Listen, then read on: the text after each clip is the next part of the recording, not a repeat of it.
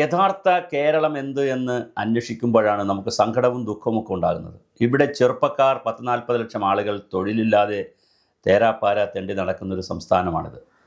മറ്റൊരുപാട് മോഹന വാഗ്ദാന പ്രോജക്റ്റുകളും PR വർക്കുകളും ഒരുപാട് കാര്യങ്ങളൊക്കെ കൊടുത്തുകൊണ്ട് ഞങ്ങൾ അതിദരിദ്രരാക്കി പെൻഷൻ കൊടുക്കുന്നു, ഇങ്ങനെ വേറെ ഇലക്ഷൻ വോട്ട് ബാങ്കിനെയൊക്കെ സ്വാധീനിക്കാൻ കഴിയുന്ന ഒരുപാട് കാര്യങ്ങൾ ചെയ്യുന്നുണ്ട്. അത് ചെയ്യേണ്ടെന്നല്ല, അതിദരിദ്രരെ മാറ്റണം, ദാരിദ്ര്യരേഖ മാറ്റണം, എല്ലാം വളരെ പ്രധാനപ്പെട്ട തന്നെയാണ്. അതിനെ അഭിനന്ദിക്കാൻ നമുക്ക് മടിയില്ല. പക്ഷേ ചെറുപ്പക്കാരെ തട്ടിപ്പിനിരയാക്കുന്ന ചെറുപ്പക്കാരികളെ, പ്രത്യേകിച്ച് വിദ്യാസമ്പന്നരായിട്ടുള്ള ആളുകളെ PSC വഴി പോലും തട്ടിപ്പിനിരയാക്കുന്ന വലിയൊരു റാക്കറ്റ് സംസ്ഥാനത്തുണ്ട് എന്നുള്ളത് ഗുരുതരമായ കാര്യമാണ്. ഈ കഴിഞ്ഞ ദിവസങ്ങളിലാണ് തിരുവനന്തപുരം കണിയാപുരത്തെ രഹിനെയും മംഗലാപുരം ജയശ്രീ എന്ന് പറയുന്ന 2 പേരെ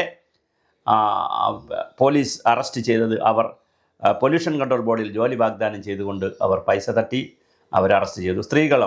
സ്ത്രീയാണ്, അപ്പോൾ അവരെ അറസ്റ്റ് ചെയ്തു. അത് കഴിഞ്ഞാണ് സംസ്ഥാനത്ത് വിവിധ സ്ഥലങ്ങളിൽ ഇത്തരത്തിലുള്ള തട്ടിപ്പ്. ഒരു അഗസ്റ്റിൻ ജോൺ കൊച്ചുപറമ്പിൽ അദ്ദേഹം തട്ടിച്ചിരിക്കുന്നതെന്ന് പറഞ്ഞാൽ, ഈ തട്ടിപ്പുകാരുടെയൊക്കെ ഏറ്റവും വലിയൊരു പ്രത്യേകത, അവർ മന്ത്രിമാർ, MLA മാർ, പ്രസിഡന്റുമാർ, പ്രധാനമന്ത്രിമാർ, ഇങ്ങനെയൊക്കെ വളരെ പ്രമുഖരായ കൂടെ നിന്ന് ഫോട്ടോ എടുക്കും. അത് മോൺസൺ മാവുങ്കലായാലും അങ്ങനെ തുടങ്ങി ആരായാലും ഈ തട്ടിപ്പുകാരുടെ എല്ലാം ഏറ്റവും വലിയൊരു പരിപാടി, അവർ പ്രധാനപ്പെട്ട ആളുകളോടൊപ്പം നിന്ന് ഫോട്ടോ എടുത്ത് അവർ ആൽബത്തിലും മൊബൈലിലും ഒക്കെ സൂക്ഷിക്കും.